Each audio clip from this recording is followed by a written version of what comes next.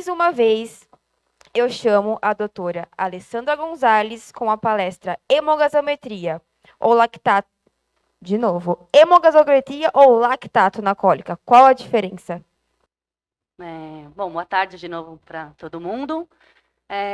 Bom, essa resposta eu vou dar para vocês no final, né, da palestra. Como é muito pouco tempo e fica difícil eu conceituar para vocês a hemogasometria e o lactato em si, então eu optei por pegar 3 casos clínicos em que eu achei muito importante ter a hemogasometria para eu conseguir conduzir o caso de uma maneira mais confortável para mim, que me desse mais segurança, e o lactato. Vamos lá para o primeiro caso. Aqui a gente vai enfatizar a hemogasometria, né? É importante lembrar que muitas máquinas que fazem a hemogasometria, elas dão lactato também como resultado. Então, acaba unindo os 2 exames, você não tem que pensar nisso, ele já sai ali e já vai ter o lactato junto. Então, isso aqui é o caso de um potro com 2 dias de vida, que foi encaminhado para o hospital, com um quadro de diarreia.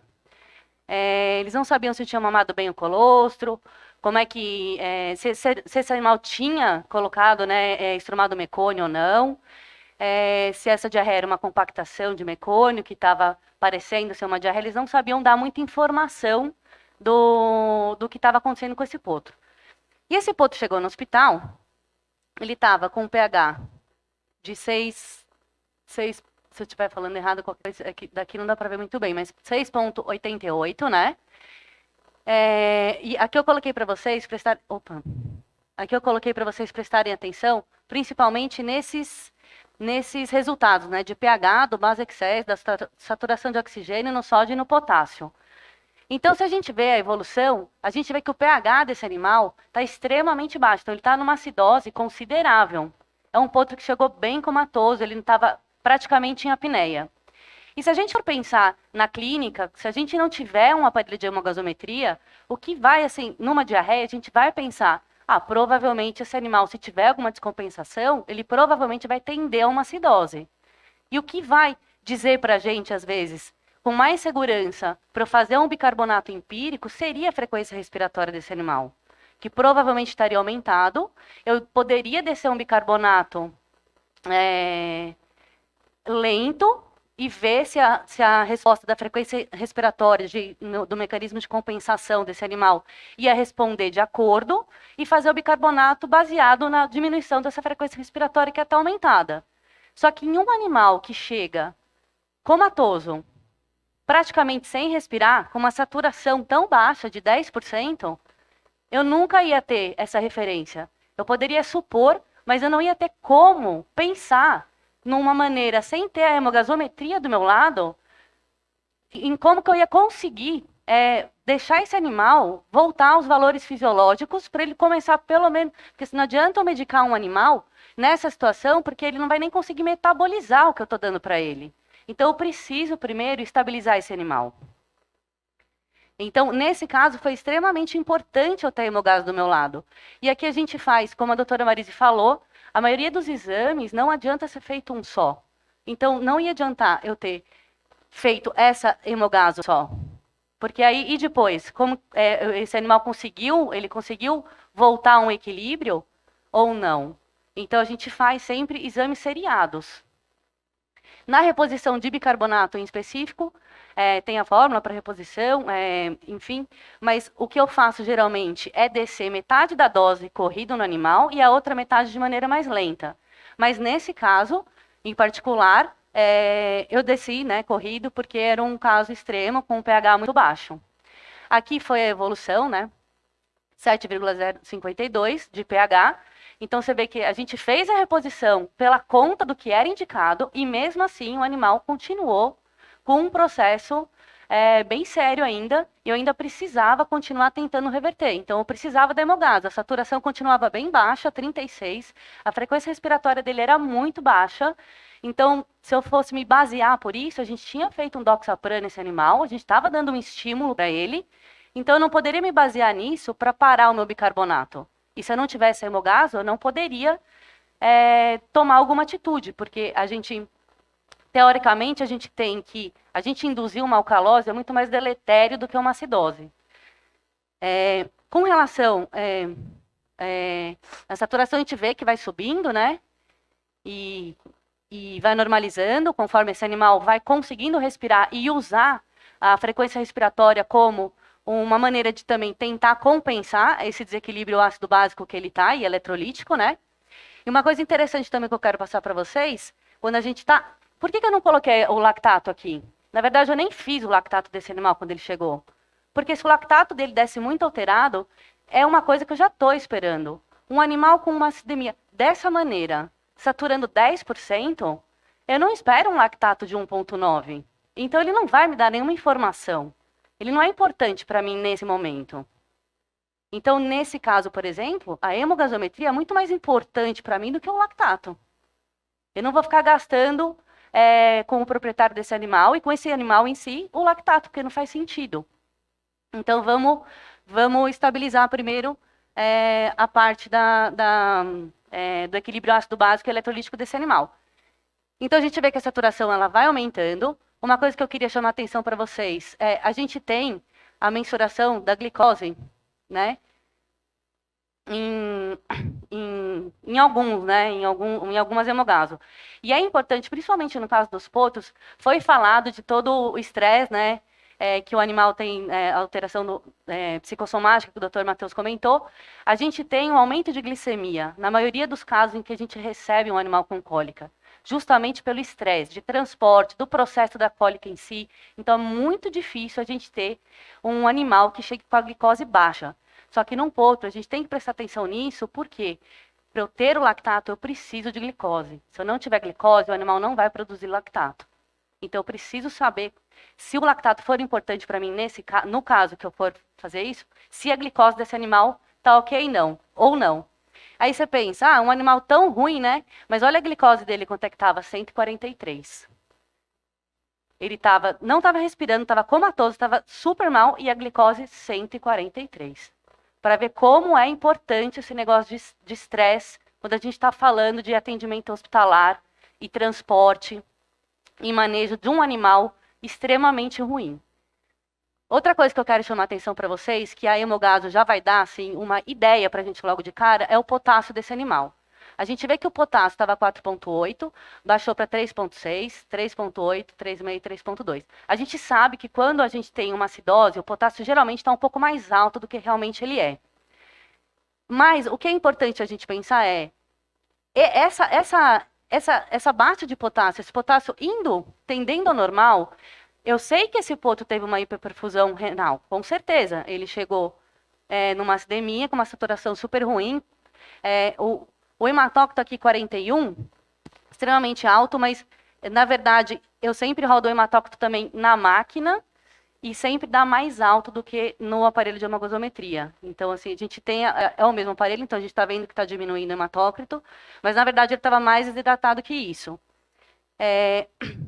E a gente vê que o potássio respondendo, ele está diminuindo, então a hemogaso já me traz uma informação também do quê? De que esse animal, claro, provavelmente ele teve um pouco de lesão renal, celular, né? Mas que o rim dele ainda está funcionando, senão o potássio dele não teria baixado. O potássio dele provavelmente ou teria subido ou se mantido. Então, num caso desse, em que, claro, esse animal provavelmente estava numa sepse, eu não fiquei esperando sair o resultado da função renal dele para já entrar com antibiótico. Eu já entrei com antibiótico na hora. Então, aqui, a hemogasometria foi muito importante. Nesse outro caso, ficou um pouco apagado aqui, né, toda a hemogase, então eu coloquei os valores aqui embaixo. Era uma égua que ela foi operada de cólica, ela teve uma compactação de cólon bem severa, com uma colite no pós-cirúrgico. Ela não teve dor, desconforto no pós-cirúrgico, só que era uma égua que tinha bastante diarreia, e ela começou a entrar num catabolismo, começou a perder peso, começou a diminuir o apetite, começou a virar aquele cavalo que não quer se alimentar, e que preocupa, né? Porque o cavalo, ele tem que se alimentar, ele tem que comer, ele tem que mastigar, que é aquilo que foi dito, né? Só que às vezes ele simplesmente não faz, você deixa, mas ele não vai fazer. E a gente vê que as alterações dele de pH, até que estava tudo bem, né? Às vezes ele baixava um pouco, aqui para mostrar para vocês como faz diferença um pH normal para um pH tendendo já, na verdade, em isdemia, né? Como baixa o potássio, mas a gente corrigiu, e aí o real, né? Então, ele num pH normal, qual que era o potássio dele? 2,2. E esse animal, o que acontecia com ele? Ele simplesmente deitava, ficava deitado, não levantava, tinha uma fraqueza muscular muito grande. E o grande questionamento dos residentes, qual que era? Eles achavam que esse animal estava com dor. Então, eles relatavam para mim, olha, a égua está com dor, a égua está com dor, a égua deitou, a égua está com dor. E, na verdade, o problema da égua não era a dor. Você olhava para ela, você via que ela não tinha dor. Ela deitava e você via que ela, simplesmente, como se ela não tivesse energia. Então, aí também a importância da clínica e da observação dos animais. A gente tem que olhar os animais, quando a gente está tratando, a gente tem que ter... não adianta só a gente ficar pegando dados, a gente tem que ir lá e olhar para a cara deles e entendendo como eles são, né? Porque cada animal é de um jeito. E pequenas mudanças, às vezes, te dão uma indicação muito importante para você ter um sucesso no pós-cirúrgico. E esse animal estava muito fraco, e foi a gente repor o potássio desse animal. Esse animal voltou a se alimentar, voltou a estrumar, começou a normalizar as fezes, e teve um resultado bom e ficou tudo bem. Então, assim, por um potássio, que se a gente não tivesse observando na hemogaso, né, que sai isso para a gente, talvez a gente teria perdido esse animal porque a gente não ia imaginar, não é comum a gente ter uma baixa de potássio assim num pós-cirúrgico, assim, que era um pós-cirúrgico já mais longo, de 10, 12 dias. Então a hemogasometria aqui também foi extremamente importante. E aqui um caso em que o lactato foi muito importante, que a decisão do lactato foi o que ajudou. Então, assim, foi uma cólica que chegou no hospital. Esse animal chegou com lactato de 19,2, um hematócrito de 40, era um ponto de 7 meses, ele estava bastante distendido.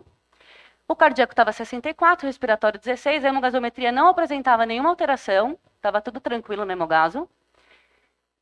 E bastante estendido, veio, assim, teoricamente, assim, um animal que vai para a mesa. A gente... mais uma vez, a importância da gente fazer os exames seriados. Então, só um lactato não adianta. A gente tem que fazer os exames seriados e ver como o animal está respondendo. A gente acessou o animal, a gente fez uma tiflocentese de 16 minutos, drenando o gás desse animal. Ele estava bastante timpânico, tinha motilidade, mas assim, bem hipomotílico. Numa primeira hidratação, o lactato foi para 20,3. Ah, vai me assustar? Não, eu tô melhorando a perfusão desse animal. Então, geralmente, quando a gente pega casos mais sérios de abdômen agudo, quando a gente dá a primeira assistência correta, a tendência é o lactato subir, porque a gente está reperfundindo os tecidos e o lactato vai subir. Na primeira vez que ele subiu, aí sim, é importante a gente saber quanto que subiu. Também não pode subir de 2,5 para 8, a não ser que o animal esteja em pré-choque. Mas é importante ele subir, ver quanto subiu e imediatamente ele começar a descer. Nos exames subsequentes foi para 14,7, 6,8, 5,2, 4,5, 4,4. Foi baixando conforme esse animal foi hidratando e melhorando. E porque o que me fez pensar assim, então tá, esse animal não foi para a mesa. Foi uma cólica clínica, ele ficou ótimo, tudo bem, foi embora bem. Porque um lactato de 19,2 que vai para 20,3, não tem como o cavalo estar com uma mucosa normocorada. Não tem como esse cavalo estar com 64 e não estar se jogando. A gente pode ter torções, alguns casos de torções em que o lactato não sobe? Pode.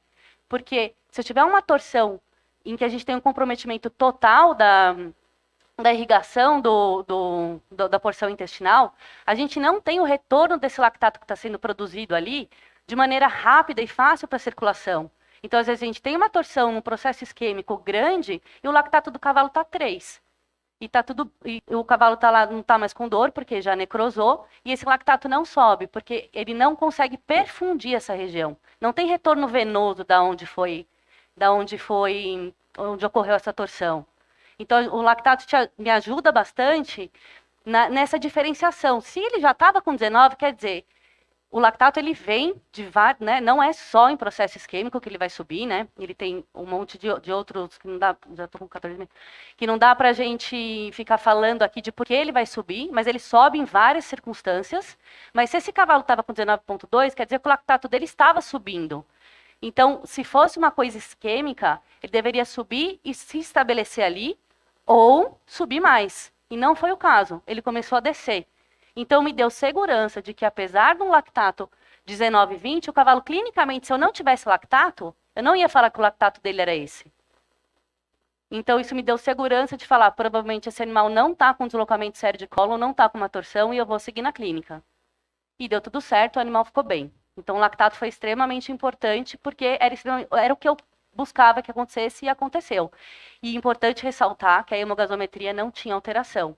Se a gente pega, às vezes, um lactato de 19,2 com pH de 6,88, provavelmente eu tenho um processo isquêmico.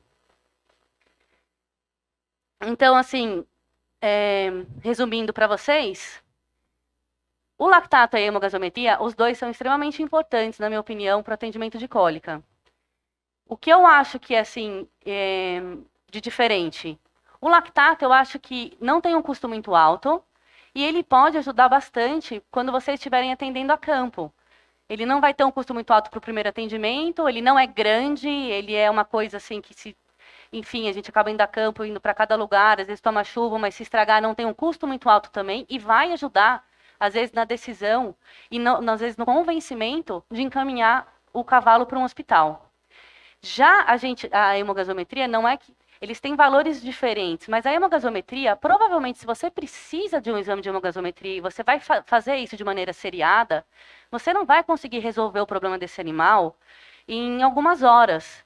É caso, geralmente, de internação. Você vai precisar de mais de 24 horas, 48 horas para estabilizar esse animal.